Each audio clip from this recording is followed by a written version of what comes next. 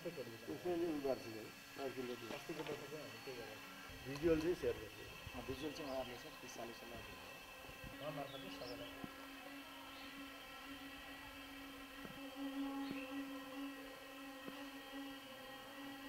अब त पहिले त्यो हाम्रो दिलीप प्रधान त्यो के दिवसबाट दिलीप प्रधानकै एकचोटि एउटा बिरामी गुरुङ झापा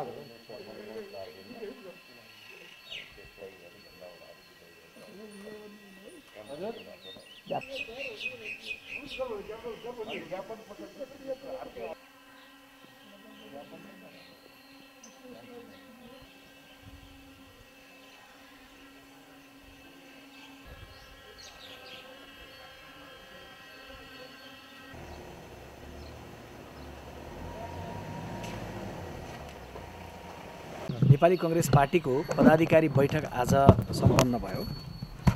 पार्टी सभापति शेरबहादुर देउवाले निम्त्याउनु भएको बैठकमा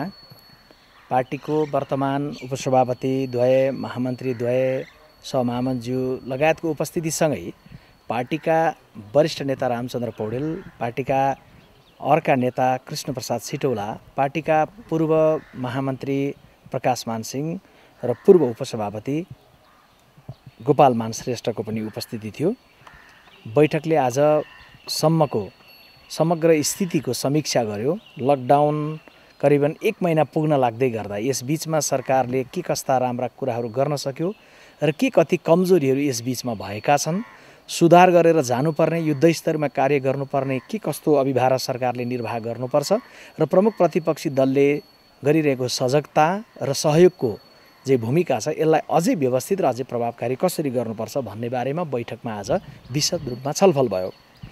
नेपाल विद्यार्थी सङ्घको आज स्वर्ण जन्म जयन्ती समेतको अवसर, जन्म दिवस समेतको अवसर पारेर भएको यो बैठकमा खास गरी सुरुवाती छलफल राजधानी लगायतका सहरी ठाउँहरूबाट खान बस्न नै सङ्कट भएपछि पैदल घर फर्किरहेका नागरिकहरूलाई बीच बाटोमा अलपत्र पर्न नदिएर ठाउँ ठाउँमा खाने र बस्ने व्यवस्था,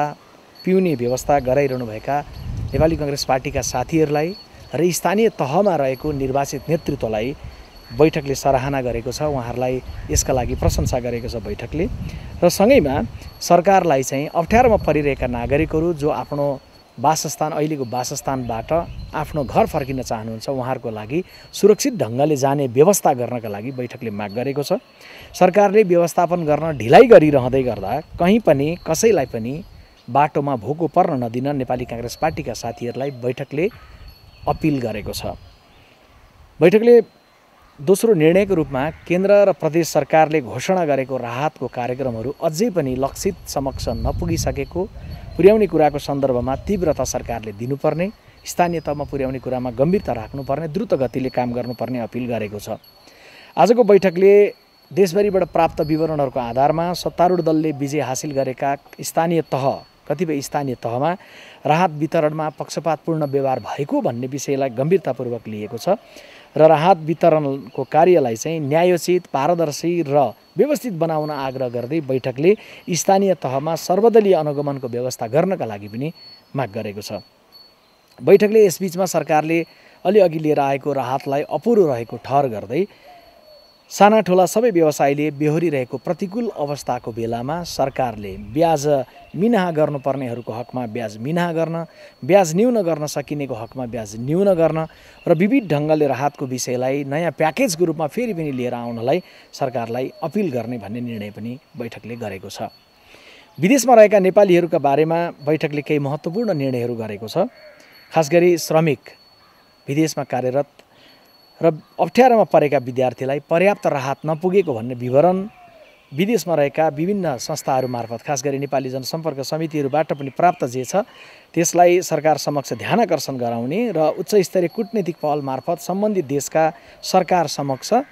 पहल गर्नका लागि सरकारलाई अपिल गर्ने र नेपाली दूतावासहरू मार्फत र नेपाली जनसम्पर्क समितिहरू मार्फत, गैर आवासीय नेपाली महासङ्घ लगायत विदेशमा रहेका विभिन्न सङ्घ संस्था मार्फत राहतको अभियानलाई व्यवस्थित बनाउनलाई अपिल गर्ने र सबै नेपालीलाई साझा मनोभावका साथ कार्य गर्नलाई अपिल गर्ने भन्ने निर्णय पनि आजको बैठकले गरेको छ। त्यस्तै अप्ठ्यारोमा परेका नेपालीलाई विदेशबाट उद्धार गर्नका लागि आवश्यक अध्ययन र तयारी सुरु गर्नलाई पदाधिकारीको बैठकले नेपाल सरकारलाई अपिल र आग्रह गरेको छ। महाकाली पारी धारचुला आइपुगेका नागरिक र सीमा नाकामा अन्यत्र पनि आएर आफ्नो सीमाभित्र प्रवेश गर्न नपाएर बाहिर अलपत्र रहेका नेपालीहरूलाई हालसम्म पनि प्रवेश नदिएको घटनालाई बैठकले गम्भीरतापूर्वक लिएको छ। त्यस्तै मातृशोकमा परेका एक नेपाली युवक जो धारचुला पारी यो बेलामा कोरामा बस्नुभएको छ, उहाँलाई पनि नेपाल आउन दिने व्यवस्था नगरेको विषयलाई झनै गम्भीरतापूर्वक बैठकले लिँदै सीमामा आइसकेर नेपाल प्रवेश गर्न नपाइरहेका धारचुलामा रहेका महाकाली पारीका रहेका नेपालीहरू हुन् या तराई मधेसका कुनै पनि भूगोल या पहाडको भूगोलमा कहीँ पनि अलपत्र अवस्थामा सीमामा आइपुगेका नागरिकहरू हुन्, उनीहरूको विषयलाई उच्च मानवीय भावनाका साथ लिएर सरकारले देश प्रवेश गर्ने वातावरण मिलाउन, त्यसपछि क्वारेन्टाइनमा राखेर घर जाने व्यवस्था मिलाउनलाई सरकारलाई अपिल गरेको छ। त्यस्तै परीक्षण र स्वास्थ्योपचारको सन्दर्भमा बैठकले सङ्क्रमितहरूको सङ्ख्या बढ्दै गएको, खास गरी चितवन र उदयपुरको घटनापछि सङ्ख्या पछाडि सङ्क्रमितहरूको सङ्ख्या दोब्बर भएको अवस्था अनि लकडाउन चाहिँ महिना दिन नागिसकेर पनि विदेशबाट लकडाउन पूर्व नेपाल फर्केका 2 लाखभन्दा बढी नागरिकले चाहिँ क्वारेन्टाइनमा न्यून सङ्ख्यामा मात्रै बसेको स्थितिलाई दृष्टिगत गरेर बैठकले परीक्षणलाई समुदाय स्तरमा पुर्याउनका लागि अत्यावश्यक छ भन्ने ठहर गरेको छ र परीक्षणको दायरा बढाउनलाई घुम्ती परीक्षण शिविरहरू मार्फत कार्य गर्नका लागि पनि नेपाल सरकार समक्ष पार्टीको पदाधिकारी बैठकले आज अपिल गरेको छ। त्यस्तै नियमित रूपले जे अस्पतालहरू सञ्चालित छन् ती अस्पतालहरूमै कोरोनाको परीक्षण र कोरोनाको उपचार त्यही गरिनेतर्फ लाग्दा त्यसले सङ्क्रमण व्यापक फैलिनलाई कतिपय देशहरूले देखिएको अनुभवलाई दृष्टिगत गरेर नेपाली काङ्ग्रेस पार्टीको पदाधिकारी बैठकले